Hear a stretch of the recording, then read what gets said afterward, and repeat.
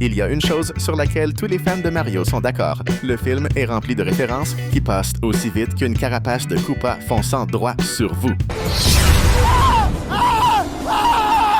Mais est-ce que vous avez vraiment remarqué tous les secrets cachés que l'Illumination a glissés là-dedans? Dès le début, le film nous catapulte dans le royaume gelé, où Bowser arrive tout-puissant et se retrouve face aux pingouins bleus les plus courageux, ou les plus naïfs, de tout l'univers Nintendo. Ces pingouins sont apparus pour la première fois dans Mario 64, quand vous deviez faire des courses avec eux pour gagner des étoiles, et franchement, ils étaient vraiment rapides. Ici, ils tentent de montrer leur puissance militaire en lançant des boules de neige sur Bowser, exactement comme le pouvoir spécial des jeux, qui permet de lancer des boules de neige. La différence? Dans le jeu, ça fonctionne. Mais sur Bowser, les petites boules n'ont strictement aucun effet. Allez, on continue. Parce que le film est blindé de secrets cachés. Ne bougez pas, parce que ce qui arrive ensuite va vous retourner le cerveau. Après l'entrée épique de Bowser exhibant son super étoile volée au pingouin bleu, le film coupe directement vers une publicité des frères Mario et Luigi. L'annonce est tellement exagérée qu'on dirait qu'elle sort tout droit d'une chaîne locale. Et bien sûr, on reconnaît tout de suite la musique de la pub, une référence parfaite au générique du classique Super Mario Bros. Super Show. Ce dessin animé qui nous donnait envie de danser comme Mario, avant même de savoir ce qu'était un tuyau d'évacuation. C'est de la nostalgie pure. Et les références au jeu et à l'histoire de Mario ne s'arrêtent pas là. Dans cette scène, on voit Mario et Luigi tenant une clé et un déboucheur, exactement comme sur l'affiche du légendaire film Super Mario Bros. De 1993. Vous vous souvenez peut-être de ce classique. C'est un clin d'œil parfait pour les fans qui connaissent chaque recoin du royaume champignon, même ceux restés coincés dans les années 90. Le film avance, et quand la petite figurine du van des frères Mario et Luigi commence à glisser sur la carte de la ville, on réalise que ce n'est pas juste un trajet banal, mais un véritable parc d'attractions rempli de références. L'un des détails les plus cool est le nom de la pizzeria Punch-Out, une référence directe au célèbre jeu de Nintendo. C'est le genre d'Easter egg qui fait penser à n'importe quel fan. Attends, est-ce que Little est là-dedans, en train de commander une pizza au pepperoni après avoir mis quelqu'un K? Et juste à côté, on voit aussi une rue portant l'année 1989 gravée au sol, l'année où Nintendo a été fondée. En revenant à la publicité de l'entreprise de plomberie des frères, il y a un détail qui montre le soin incroyable que l'animation a mis dans chaque décor. Les carreaux noirs et blancs en damier. Oui, ils ne sont pas là par hasard. Ce motif est quasiment un portail direct vers l'ouverture de Super Mario Bros. 3. C'est une référence qui passe inaperçue pour ceux qui veulent juste voir des tuyaux, mais pour les vrais fans, c'est un « je me souviens de ça » instantané.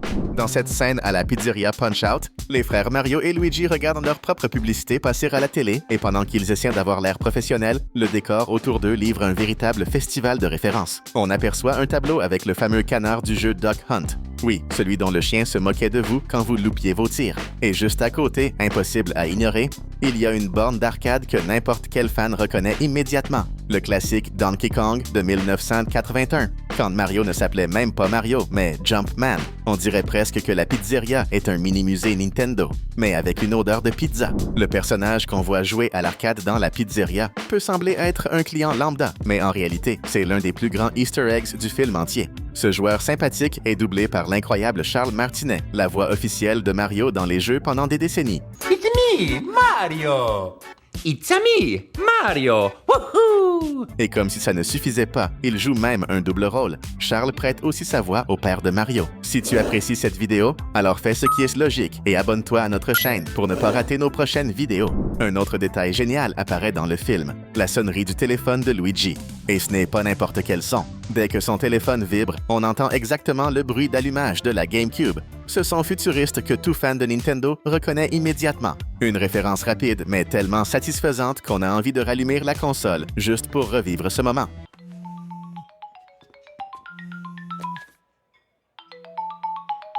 Quand Luigi décroche pour parler à la cliente, il ne prend même pas l'adresse, mais malgré tout, les deux se mettent à courir dans toute la ville. Et toute cette course est un hommage clair au jeu 2D classique de la franchise Mario. Il y a même un plan parfait qui recrée le premier niveau du jeu, le motif des blocs alternant marron-jaune.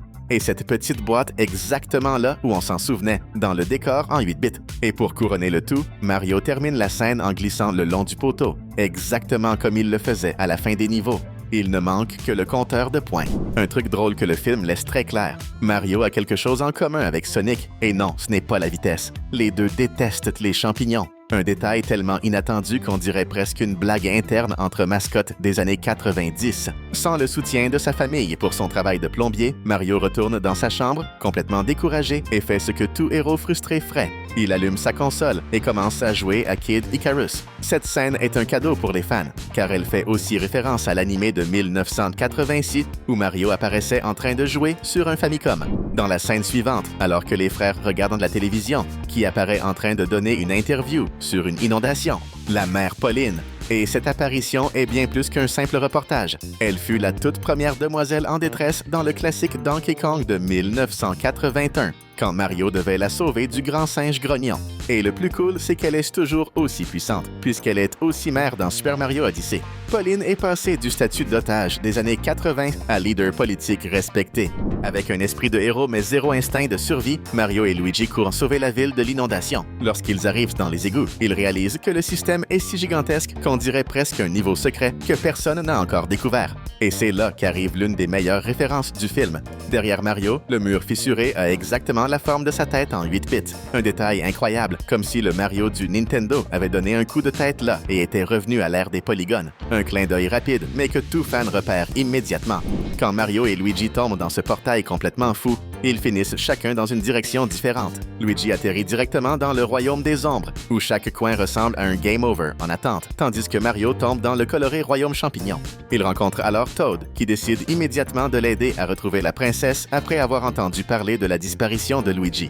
Et c'est durant le trajet vers le château que le film devient un véritable défilé de nostalgie. Arbres en forme de cloche comme dans Super Bell, le bouton P, des coffres classiques, une pièce Yoshi, une clé, un ballon à hélium, un bloc d'exclamation et une multitude d'objets qui semblent sortis tout droit de l'étagère secrète de Nintendo. C'est littéralement une visite guidée du musée des power-ups.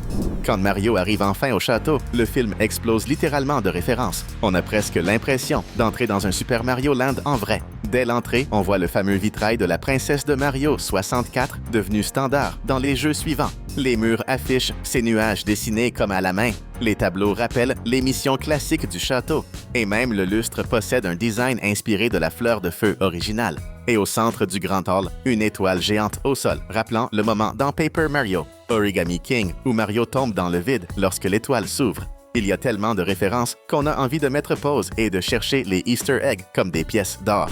Dans la scène suivante, Mario dit à la princesse qu'il va affronter Bowser avec la confiance de quelqu'un qui n'a jamais pris une carapace bleue en pleine tête. Et elle décide de l'emmener dans un entraînement spécial. Et quel entraînement! Une phase complète de jeu vidéo transposée dans le monde réel. Tout est faux, mais fidèle au jeu. La barre de feu classique de Super Mario Bros 1 à 4. Les boulets géants des Bill Blasters, des plateformes défiant de la gravité et une quantité d'obstacles qui feraient pleurer n'importe quel fan d'émotion. Et le meilleur, c'est que la fin, quand la princesse flotte tranquillement jusqu'à la sortie comme si elle se promenait dans un parc. Pour affronter Bowser, nos héros ont besoin de renforts. Et quoi de mieux que d'appeler l'équipe la plus musclée de Nintendo? Les Kong. En arrivant au royaume des Kong, la princesse va directement demander de l'aide au roi, qui n'est autre que le même monarque présent dans Donkey Kong de 1981. Et là vient le défi. Le roi n'acceptera d'aider que si Mario bat son fils. Résultat, Mario est projeté dans une arène dont l'entrée semble tout droit sortie du film Gladiator, et le Kong lâche même une réplique dramatique inspirée du film au milieu du combat. Voici une curiosité qui trompe beaucoup de monde. Tout le monde pense que Mario casse les blocs avec sa tête. Mais en réalité, il utilise sa main, et le film rend cela plus clair que jamais. Pas de crâne en acier, mais un bon vieux coup de poing. Pour continuer notre voyage à travers les meilleurs Easter eggs du film, revenons à la scène de la cliente que les frères vont dépanner. Et cette maison est presque un sanctuaire Nintendo. Dès l'entrée, on voit un personnage en train de lire un livre intitulé Galaxy, avec la planète de Super Mario Galaxy imprimée en couverture. Plus loin, on aperçoit une figurine de Pikmin qui semble attendre qu'on lui confie une mission de jardinage intergalactique. Et la cerise sur le gâteau, une lampe qui n'est pas juste décorative. Elle renvoie directement au bloc des niveaux du jeu, ceux qu'on frappe en espérant obtenir une pièce ou un power-up. Il y a tellement de références qu'on a envie de faire pause et une checklist. Dès que Mario arrive au royaume champignon, il se retrouve entouré de plusieurs papillons, exactement comme dans Super Mario 64 et Mario Galaxy. C'est presque comme si l'univers Nintendo avait décidé de lui souhaiter la bienvenue avant même qu'il réalise qu'il s'est perdu dans un monde rempli de champignons. Un détail simple, mais tellement nostalgique que presque aucun fan ne le rate. Et quand Mario et la princesse croisent la horde de Yoshis. Eh oui, en pleine course, Mario est là, tranquillement en train de croquer une pomme, référence directe à la nourriture préférée de Yoshi dans Super Mario World. Mais la princesse, elle, ne perd pas de temps. Dès que l'occasion se présente, elle révèle comment elle est devenue celle que tout le monde connaît. Vous vous souvenez de Baby Peach dans Mario and Luigi, Partners in Time? Eh bien, elle explique qu'elle a été élevée pratiquement comme un Toad, comme si elle était l'une des leurs, et on la voit même habillée comme eux. Nous voilà arrivés à la fin de cette vidéo, mais on te laisse ici 2 autres vidéos super sympas pour continuer à découvrir encore plus de détails cachés et d'easter eggs issus de films et de séries célèbres.